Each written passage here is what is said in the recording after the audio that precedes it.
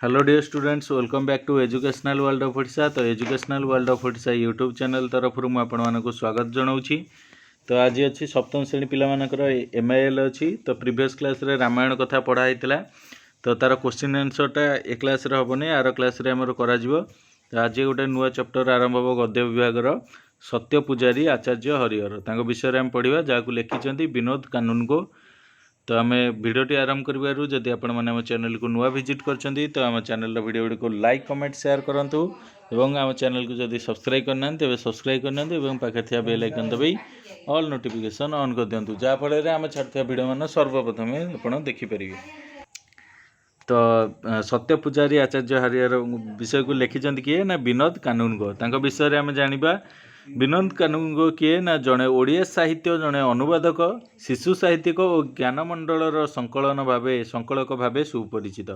तांको लिखित पुस्तक गुड़िक मध्य चलंता राइजर अमुहा नई निरोग देह गोपबंधु और गांधी कथा प्रभृति प्रधान। यही प्रबंधर लेखक आचार्य हरिहर जीवनर महत्वपूर्ण गुणावली सबू वर्णना करिसेंती।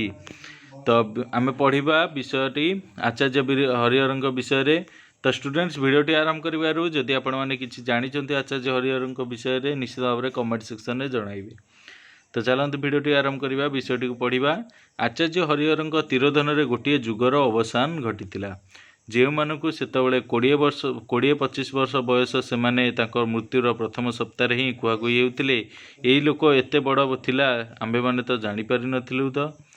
तो आचार्य हरिहर जो देहांत होता तिरोधन होता से गोटे जुगर अवसान घटी जो मानू से कौन ना 20-25 वर्ष होता से मृत्युर प्रथम सप्ताह ही कुहाकुही माने कथबार्ता होते जे ए लोक एत बड़ थे आम किंतु जापर नुँ। तो से भली हेबार किसी विचित्रता नहीं। अनेक समय बड़ बड़ लोकंकर बड़पणिया केउठी ता ठीक भाव में जना पड़ न था से जीवन में केतेक छोट छोट कथा उपरे गुरुत्व दि जाए। आचार्य संपर्क में कथाटी केते अधिक प्रजुज्य। से छात्रावास किभली पिलामानकर काछु धोउथिले, ज्वर हेले किभली राति अनिद्रा होई जगी रहुथिले, हईजा लगिले बेले से किभली निर्भय गाँ गाँ बुली रोगी मानकर सेवा करथिले, भल भाव में अंक पढ़ाउथिले, नियमित सूता काटुथिले, बुढ़ा बयस चली चली भूदान ग्रामदान आंदोलन महत्व बुझाउथिले इत्यादि कथा वर्णना कला बेले तांको असली बा असल विराटत्व असल महत्व को गौण स्थान दि जाए। तो स्टूडेंट्स आचार्य हरिहर किपरि थिले ना से छात्रावास बा हॉस्टेल जो मैंने रोते काछु दौले, ज्वर हेले किभली राति अनिद्रा ही से जगी रोते, हईजा लगला बेले से निर्भय रे कौन करते लोक मैंने डरुले जो हईजा रोग काले व्यापी जा किंतु से कौन करते ना निर्भय रे गाँ गाँ बुली लोक मान रोगी सेवा करुले। से जड़े सामाजिक सेवक थे, भल भाव अंक पढ़ाऊे मैथमेटिक्स से भल पढ़ाऊे, नियमित सूता काटुले, बुढ़ा बयस से चली चली भूदान ग्रामदान आंदोलन से महत्व बुझाऊे बा इत्यादि कथा वर्णना कला बेले तांकर असल विराटत्व तांकर वीरत्व केते अछि असल महत्व को गौण स्थान दि जाउथिला। तेणु तांको बड़पणियार प्रकृत रूप देखिबार सुजोग युव समाज को मिली नाही।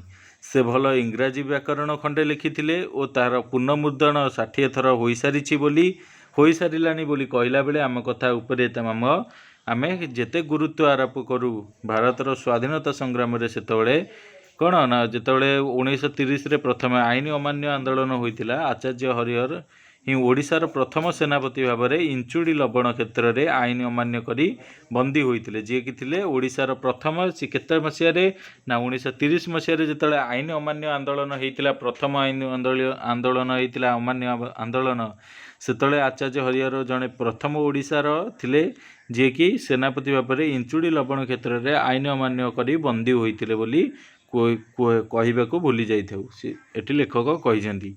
से 1921 असहयोग आंदोलन बेले ठारू आरंभ करी 1945 मसीहा दीर्घ 25 वर्ष काल स्वाधीनता संग्राम भारत भितर ओतप्रोत भाव में जड़ित थिले।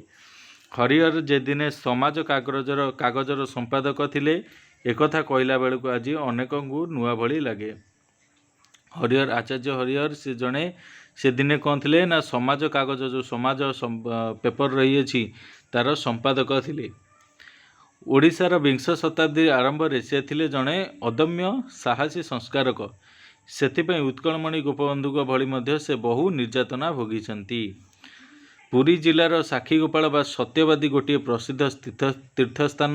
ସାକ୍ଷୀଗୋପାଳ ମନ୍ଦିରଠାରୁ ଅଳ୍ପ ଦୂରରେ ଥିବା ଶ୍ରୀରାମଚନ୍ଦ୍ରପୁର ଗ୍ରାମ ଓଡ଼ିଶାର ଅନ୍ୟ ବହୁ ଗ୍ରାମ ତୁଳନାରେ ଟିକିଏ ଆଗୁଆ ଥାଏ।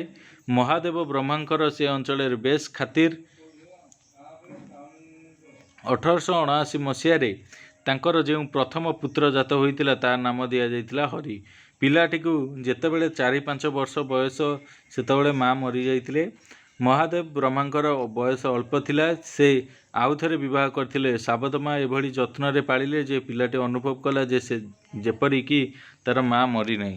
ପରେ ଅବଶ୍ୟ 3 ଭାଇ ଓ ଗୋଟିଏ ଭଉଣୀ ଜନ୍ମ ହୋଇଥିଲେ।